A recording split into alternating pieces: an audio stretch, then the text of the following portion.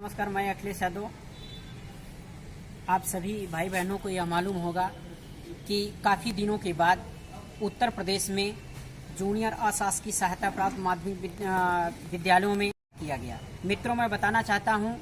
कि पहले यह भर्ती मैनेजमेंट थ्रू के माध्यम से होती है। हम उत्तर प्रदेश सरकार व अधिकारियों की इस बात के लिए बहुत स्वागत करते हैं कि जहां मैनेजमेंट 15 से 20 लाख लेकर के नियुक्ति करता था, आज वहीं इस संशोधन को इन्होंने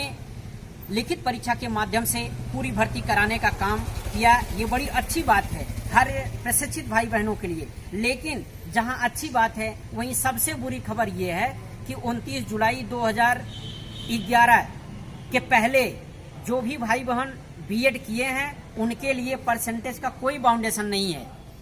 क्योंकि जूनियर अशासकीय सहायता प्राप्त माध्यमिक विद्यालयों में ये 1800 पदों पर जो भर्ती आई है, चाहे वो एससी कैटेगरी का हो, चाहे ओबीसी कैटेगरी का हो, चाहे जनरल कैटेगरी का हो, सबके लिए 50% मार्क अनिवार्य कर दिया गया है। ये पूरी तरह से सरकार की तानाशाही का परिचय है। मैं उत्तर प्रदेश की सरकार से पूछना चाहता हूं कि 2011 के बाद आपने न जाने कितने लड़के ऐसे हैं, भाई बहन हैं, जिनका 45% मार्क था, चाहे वो ओबीसी कैटेगरी के रहे हों, चाहे एससी कैटेगरी के रहे हों, चाहे जनरल कैटेगरी के रहे हों, सारे लोगों को आपने एमए और बीए के आधार पे फॉर्म भराने का काम किया था। आज उत्तर प्रदेश के परीक्षा नियामक प्राधिकारी महोदय से मैं पूछना चाहता हूं कि अगर आपने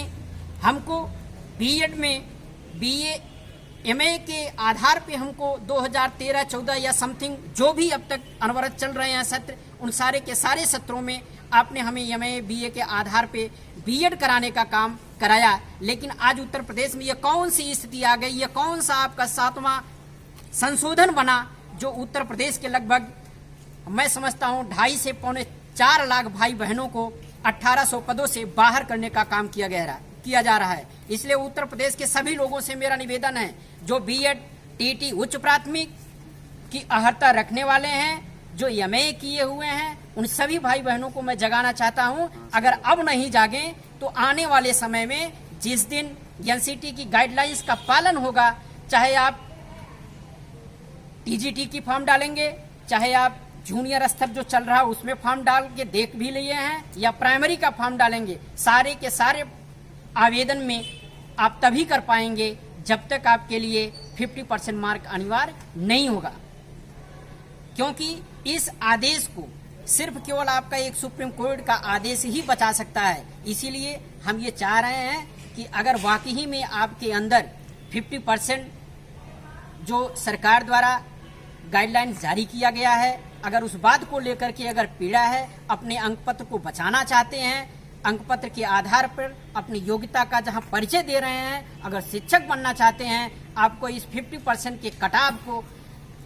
खिलाफ लड़ते हुए अपने अंक पत्र वैधता बचानी होगी। अगर आपका अंक पत्र चला गया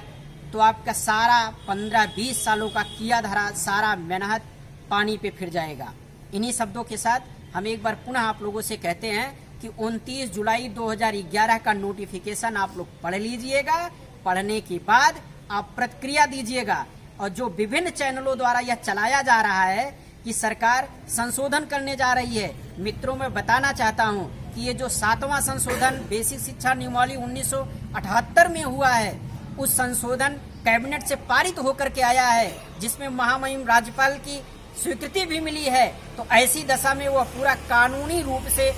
परिपक्व हो चुका है, उसमें किसी प्रकार का कोई संशोधन नहीं हो सकता है। इसे संशोधन बदलवाने के लिए केवल एक रास्ता है, वो भी आपका न्यायालय का दरवाजा जब हम खटखटाएंगे हमको न्याय मिलेगा, नहीं तो अदरवाइज हम 1800 पदों से जो विज्ञापन आया हुआ है भर्ती से बाहर होने जा रहे हैं। धन्यवाद। टीजीटी वाला